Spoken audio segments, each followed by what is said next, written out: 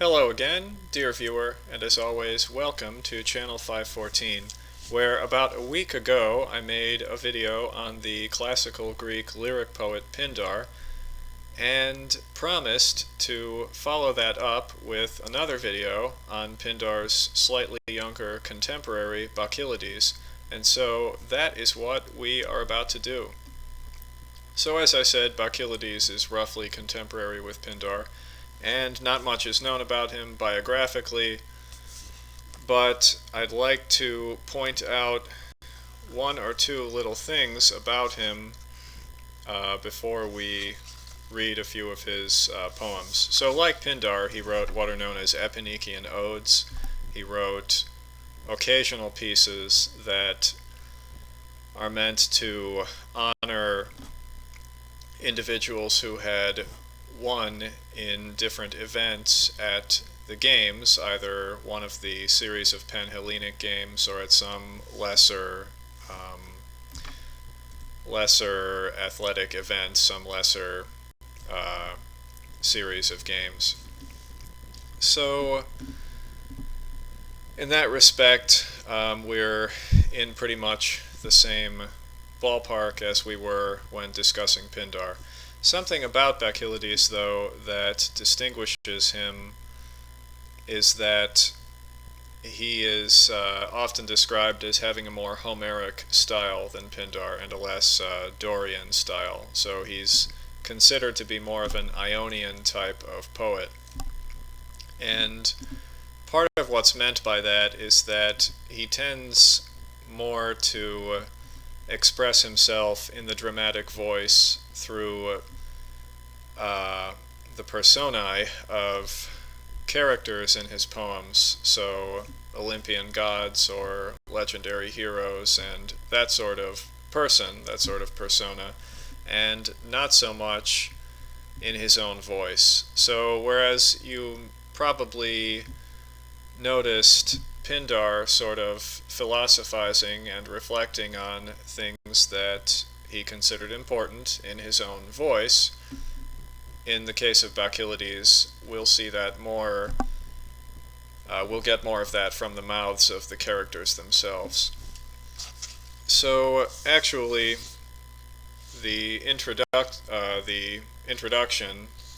to the edition of Bacchylides' poems that we're going to read from expresses what I just tried to say better than I can do myself, or better than I'm likely to do myself right now. So anyway, let's take a look at that. And just to specify, this translation is that of Robert Fagles. It's a 1961 translation for Yale University Press entitled Bacchylides' Complete Poems.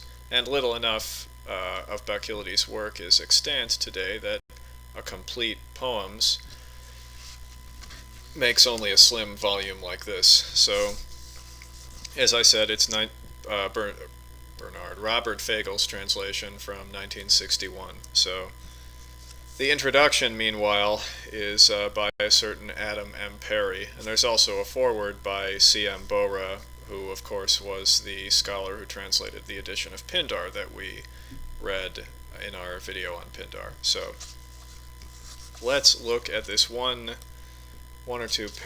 one or two paragraphs here that I wanted to share with you before we read a couple of poems. Probably one or two medium-length ones that run to 2 or 3 pages each, and then a few fragments that I find interesting. So, Adam M. Perry, he has this to say toward the middle of his introduction, quote, "The relevance of poetic statement and story to the experience of his audience is important to Bacchylides. There is not one of his longer poems that does not have some central didactic focus to which the myth, the images, and the reflections refer. But he is more likely to tell us about the laws of the gods than to become the gods' spokesman. Hence the element of narrative, the Homeric art, is more central in Bacchylides than in Pindar. What the heroes of his poems say and do is more vital to his statement than what he is and says. When a god speaks in Bacchylides, he speaks not to the poet, but to a hero."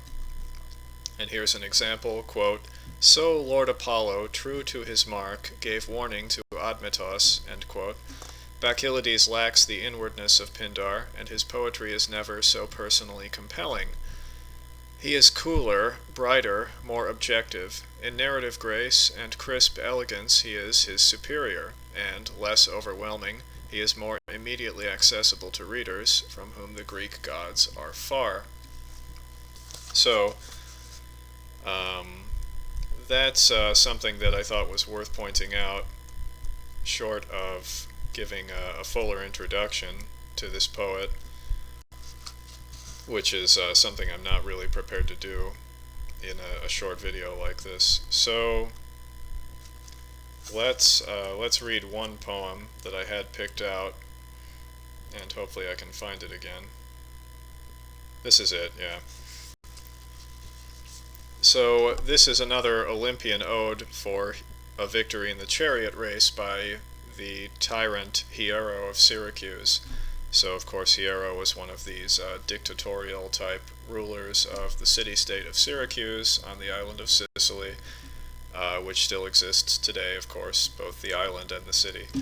And Syracuse, of course, was a Greek city, a colony of Corinth. And so Hiero, not only Hiero actually, but a few of the tyrants of Syracuse were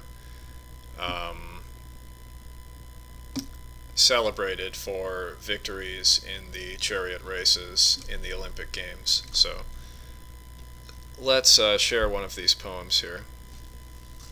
And I'll comment on it just a little, but I'll try to save that for afterward. Quote, Clio, showering gifts that charm, sing Demeter, queen over Sicily's fullest fruits. Sing her daughter who dons a violet crown, and sing the Olympian mares of Hiero. Spurred by arching triumph and splendor, they streaked where the Alpheus runs, winning wreaths for Deinomenes' happy son, and a numberless crush of men cried out, Hail a man incredibly blessed, who reaps from the hands of Zeus the honor of first command in Greece, then strips the scarf of darkness down from his towering wealth. Shrines teem with sacred oxen, welcome swarms the streets, and fire strikes off the beaten gold of tripods set at the temple stoop. Here the Castalia and Delphic rites inspire Apollo's gorgeous grove. Glad and gild the god, the god. Man's wealth rides on that glory. Remember the lord of Lydian land, where horses bend to the bit, when Sardis, demolished by Persians, bore to its end the doom of Zeus. Croesus' shield was Apollo, the god who buckles a golden blade.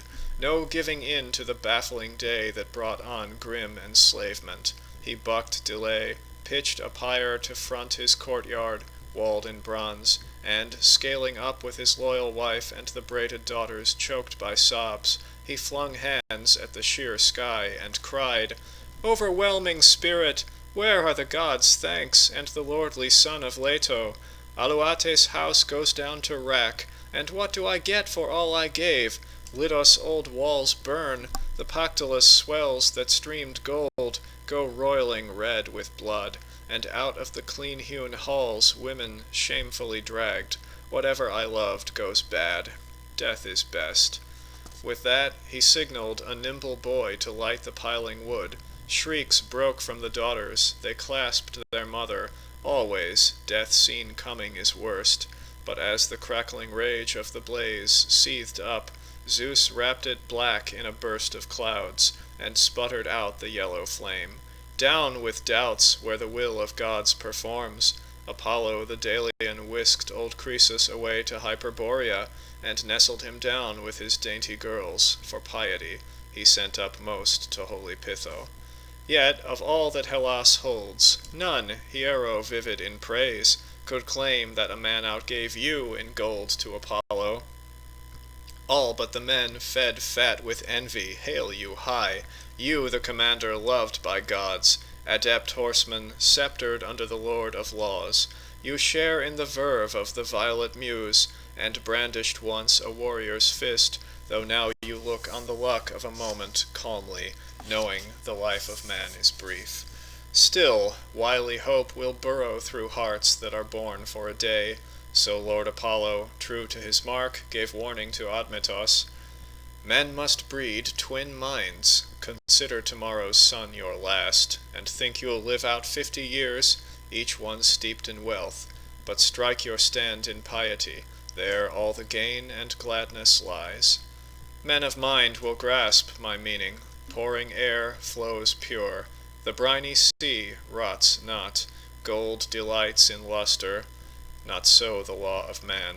Once time has snapped his roots, the flower of young resilience goes, yet flesh fails, and the blaze remains. Virtue lives on the muse's breath. Hiero, form of fortune blooming out to men, your clear achievement wears no seal of silence. They will resound your splendor of truth, and resound, too, the rolling finesse of the nightingale of Chios.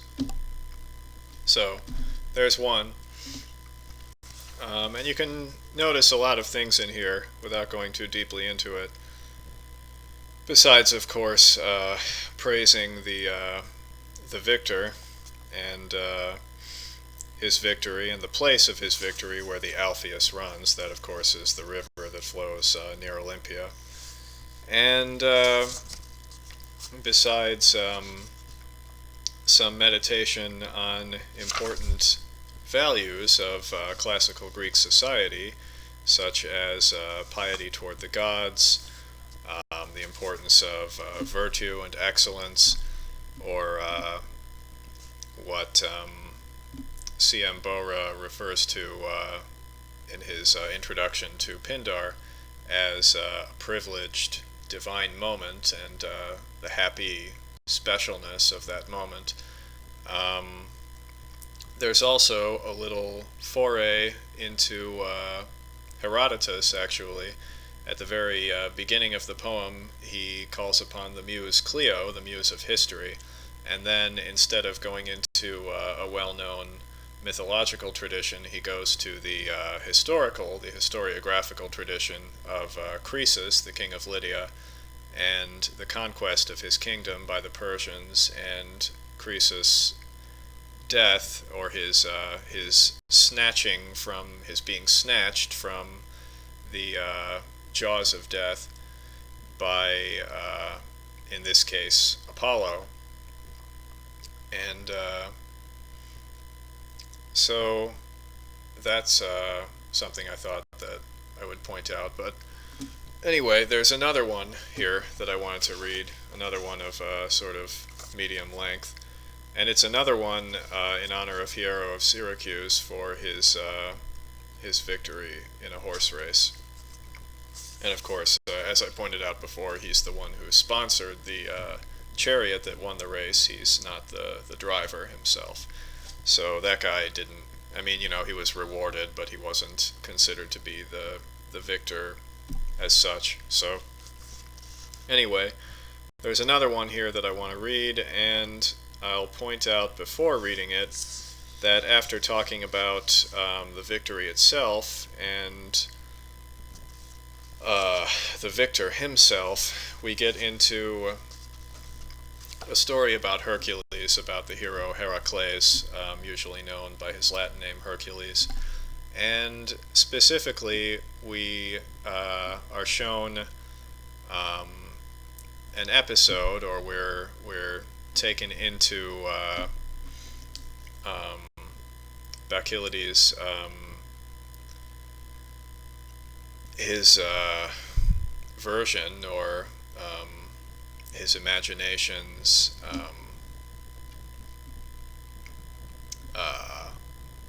sort of vision of an episode in the story of the labors of Hercules, that he had to he had to fulfill 12 feats.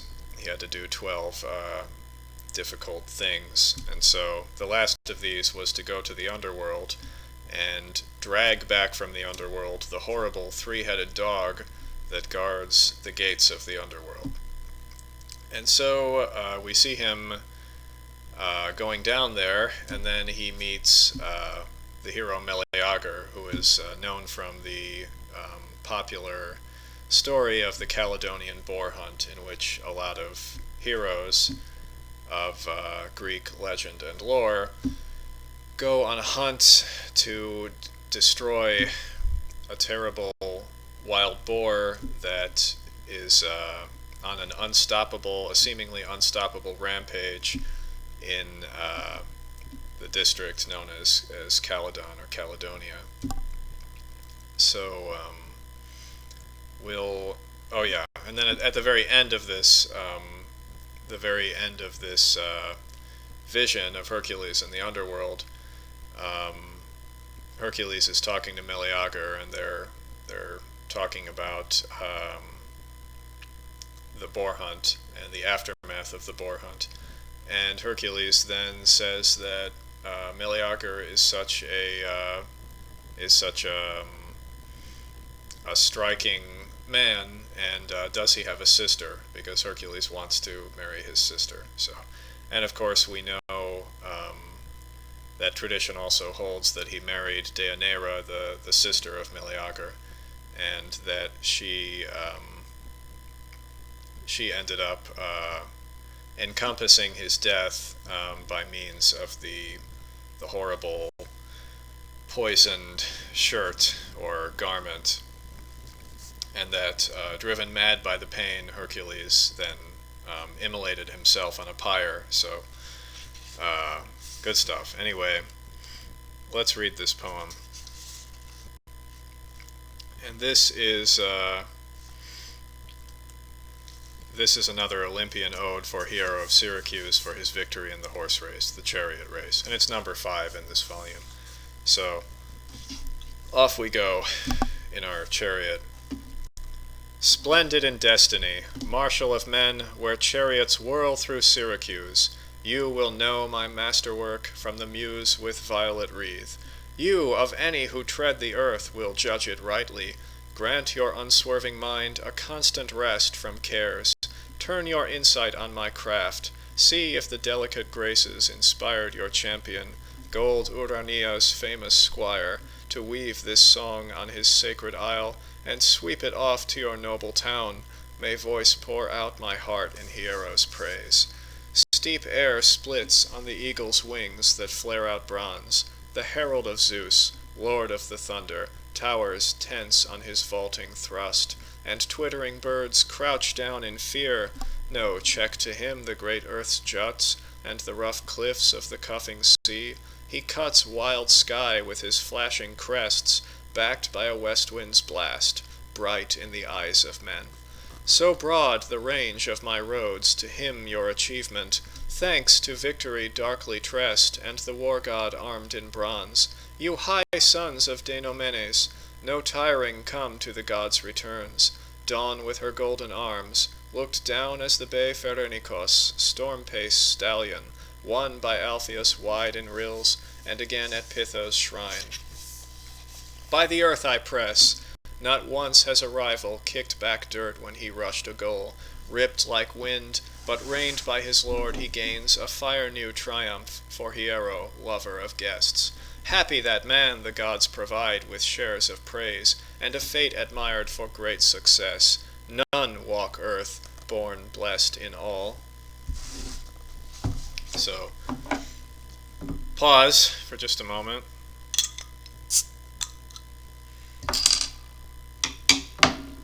So to victory in the chariot race.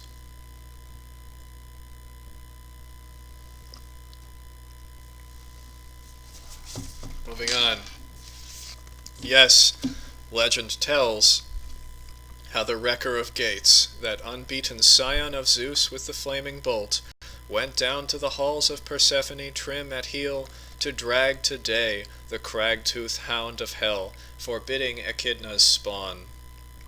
There by the stream where sadness swirls he glimpsed the shades of the sorry men, flitting like leaves that rustle to breezes on Ida, grazer of sheep, and her headlands flashed in sun, and glowing distinct among them the soul of Porthaon's son, that hardy flinger of spears. When the son of Alcmena, the marvelous hero, saw him gleaming in armor, he notched a cord on his bow till it plucked sharp, flicked open his quiver, and snatched up an arrow tipped in bronze. But knowing his man, Meleager's shadow glided up to his face and spoke, "Son of omnipotent Zeus, stand where you are and calm your heart. It's futile to shoot barbed shafts at the worn-out dead. Fear not." And his words hit home with Amphitrion's lordly son. What god or man could grow such a stalk, and in what land, he asked. Yet who has scythed him low? Surely Hera, girded in glory, speeds your killer against my life, but let that be blond Pallas' charge. Then Meleager, weeping, "It's hard for a mere man to turn the mind of a god.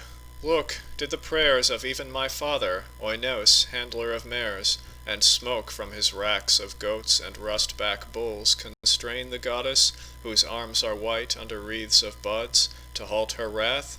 No, she held it fast. Spurred a massive boar, breakneck, charging Calydon's dancing rings, and there with his riptide tusks he hacked at the grape-rows, butchered the flocks, and gashed the men who crossed him. The prime of the Greeks put up a relentless fight, all out 6 grueling days. When a god let Aetolia hew to the head of strife, we buried the bodies raked by the shrieking, splintering drive of the beast. Ancaios, and yes, Agelaos, the best of my brave brothers, Althea bore in Oinos' brilliant courts. But a hideous fate took still more. Not yet did Latona's daughter, the slashing huntress, quit her rage. We locked at the boar's fresh pelt, and made for the ranks of Coretes fixed in war shock. I accounted for plenty, to name only 2, fine Aphares and Iphiclos, plucky kin of my mother. Strict Ares picks no ally in onset. Blindly the javelin flies from fist at the foe's lives, and packs death for whom God will. But this never crossed her mind, Thestios' daughter, my cunning mother, stopping at nothing, demon-driven, contrived my end. With a high wail she drew from its intricate chest, and burned that brand the fates had spun at my birth, as the mark of a short life. So, poised for the kill of Deipulos' son, dashing Clymenos, no mark on that splendid hulk, overtook him under the towering walls, as his troop turned heel for Pleuron's ancient rock-built scarp. When sweet life sank, I could feel the force go slack. My God, sobbed a last breath out, wretch, and my young and shining strength slipped far away. They say that Amphitrion's son, who could stand the din of war, then, only then, felt tears, overcome by the tragic man's demise, and his words ran like this: "Best for men not to be born, or look at the fiery sun. But what do we get from tears? Let's talk of things we can surely achieve. Could there walk in warrior Oinos' halls an unbroken girl who matches you in beauty? She's my radiant bride."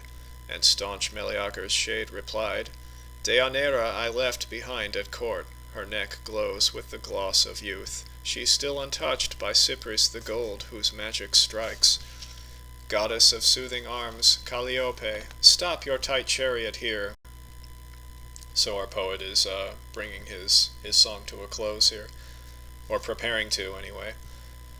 "Goddess of soothing arms, Calliope, stop your tight chariot here. Sing, Cronian Zeus, Olympian leader of gods, the tireless reeler Alpheus, Pelops' power, and Pisa, where triumph went to the pounding hoofs of famed Pherenikos, sped to spring Syracuse, carrying Hiero's leaf of bliss.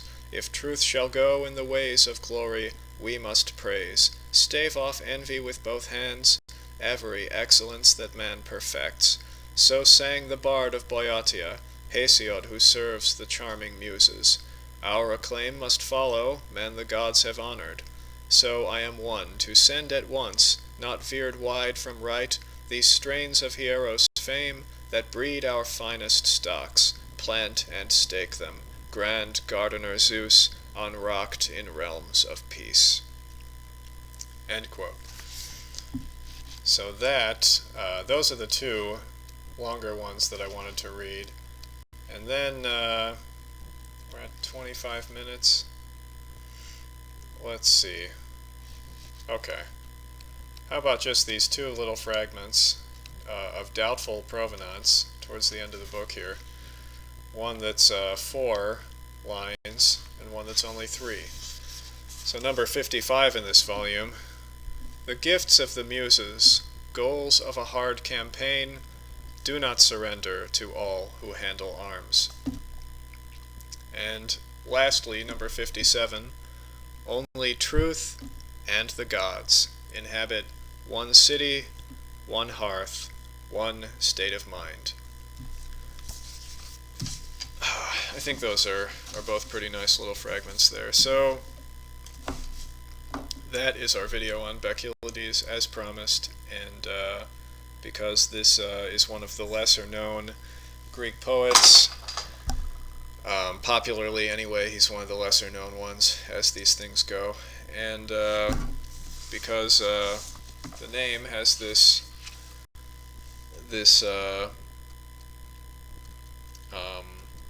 this mouthful of a spelling here, Bacchylides.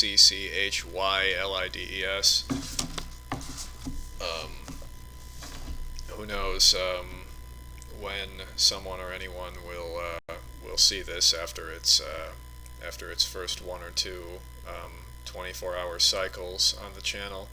But anyway, thanks very much for your time, and I appreciate your visit very much.